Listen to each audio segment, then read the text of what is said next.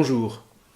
Cette partie du site de la Bible en tutoriel vous présente une traduction littérale du Nouveau Testament répartie en deux colonnes, le grec à gauche et le français à droite, de sorte que vous puissiez comparer le texte dans les deux langues. Alors pourquoi est-ce que le site vous propose cette lecture comparative? D'une part parce que pour s'ouvrir aux nuances du Nouveau Testament, il est bien évident que rien ne vaut la lecture de l'original en grec. Le problème, c'est que, évidemment, peu sont ceux pour qui le grec est une langue usuelle, et puis surtout le grec ancien, le grec de la koiné, celui qu'on parlait à l'époque du Christ. En revanche, depuis quelques années, je m'aperçois que vous êtes de plus en plus nombreux à vous essayer au grec du Nouveau Testament. Alors pour vous y aider, il y a d'abord, bien sûr, l'édition par Maurice Carrez du Nouveau Testament interlinéaire grec-français qu'il a publié en 1993. Cette publication intercale le français avec le grec, et c'est ce qu'on appelle l'interlignage, pour mettre en évidence les correspondances entre les deux langues. Personnellement, ce que je me permets de mettre en ligne est un tout petit peu différent. D'abord parce que je n'ai pas eu le temps de composer moi-même un interlignage, ça prend énormément de temps.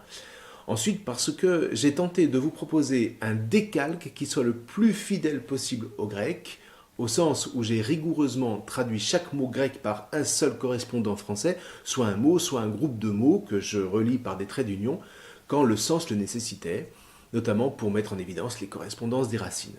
Alors, en un sens, je n'ai rien inventé. J'ai simplement imité ce que nos professeurs de l'Institut d'études théologiques de la faculté jésuite de Bruxelles avaient eux-mêmes initié, c'est-à-dire que dans toutes nos études, on s'appuyait sur le travail d'un livre biblique que nos professeurs avaient la générosité de traduire méticuleusement et surtout littéralement pour les petits étudiants qu'on était à l'époque, donc peu aguerris en grec ou en hébreu. Et vous voyez, 25 ans plus tard, c'est encore pour moi un grand souvenir. Du coup, en 1993, sans doute dans un moment de délire naïf, je me suis demandé s'il serait possible de pousser au bout ce type de traduction en unifiant le vocabulaire pour tout le Nouveau Testament. Et du coup, dans le temps que me laissaient mes différentes missions, je me suis attelé à la tâche. Le travail s'est poursuivi en gros sur 3 ou 4 ans, fidèlement, paisiblement, sans que je sache vraiment ce que je pourrais faire de ce travail une fois terminé. Et puis, arrivé au dernier verset de l'Apocalypse, il est resté en l'état comme un pur outil personnel. Jusqu'au moment où je me suis dit qu'il pouvait peut-être avoir sa place dans le cadre du site de la Bible en tutoriel, ne serait-ce que pour ceux qui débutent l'étude du grec. Quand on commence, on a besoin de repères clairs, et ce sont donc ces repères que je vous propose. Alors, disons-le tout de go, c'est un travail qui est sans prétention, d'autant que je n'ai pas pris le temps de relire ou de faire relire, donc j'ai pas pris le temps de le corriger.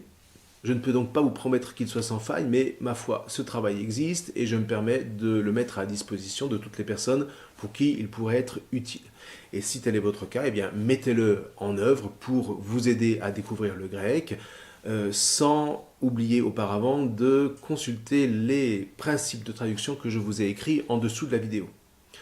Quoi qu'il en soit, merci de votre bienveillance. J'espère en tout cas que ces pages pourront vraiment vous aider à lire plus profondément le Nouveau Testament dans le texte, qui, ne l'oublions jamais, est un texte vivant, c'est un texte qui donne la vie et qui n'est quand même rien de moins que la parole de Dieu livrée dans son Christ, Jésus, notre Sauveur.